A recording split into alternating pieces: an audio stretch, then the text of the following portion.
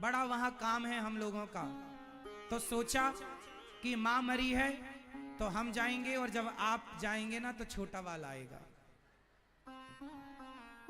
अभी माँ को आग लगाने में आया हूं। जब आप मर जाओगे, सोचो वो एक कैसा बेटा होगा जो अपने बाप से ये कहता है कि जब आप मर जाओगे तो छोटा भाई आएगा। और ये कौन लोग कह रहे हैं? अनपढ़ बेटा नहीं, पढ़े लिखे बेटे। बेटों को पढ़ाओ लिखाओ मेरी माँ, पर इतना भी ना पढ़ाना कि वो अपने संस्कार भूल जाएं। सबसे बड़ी शिक्षा है संस्कार। इतने संस्कार तो दो कि आपके बुढ़ापे में आपके बेटा आपको सम्मान से 2 वक्त की रोटी देते रहें। इतने संस्कार तो देकर जाना, वरना कोई और ना भोगेगा, तुम्हें ही भोगना पड़ेगा बुढ़ापे में। क्योंकि हर बूढ़े को एक सहारे की जरूरत होती है, और वो सहारे के रूप में हर माँ बाप बच्चे को पैदा करते हैं इसलिए कि ये मेरा बुढ़ापे में सहारा बनेगा। पर आज के पढ़े लिखे बच्चों को पता नहीं क्या हो गया है, वो माँ बाप का सहारा बनना ही नहीं चाहते। वो स्वतंत्रता से जीवन जीना चाहते हैं, किसी का कोई इंटरफेयर नहीं चाहते। वो एक माँ जब मरती है तो वो ये चाहती है कि मेरा बेटा मेरे पास हो, मेरी बहू हो, मेरे अपने लोग मेरे साथ हो।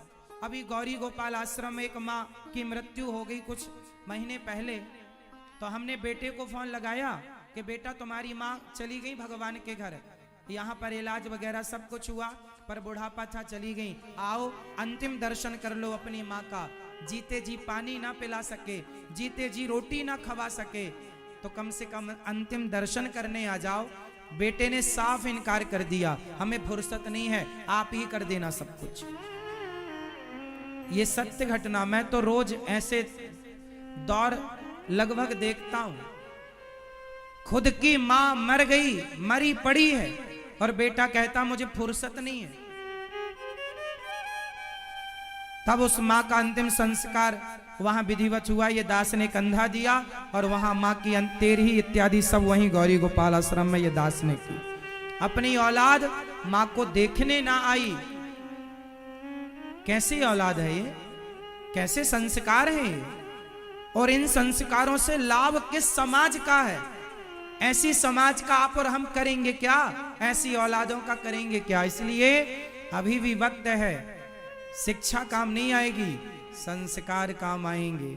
संस्कार अनपढ़ में है तो वो भी सेवा करता है, और संस्कार यदि शिक्षित आदमी में नहीं है तो वो यही कहते हैं कि मां मर गई तो मैं आया हूं, बाप मर जाएगा तो छोटा भाई आएगा।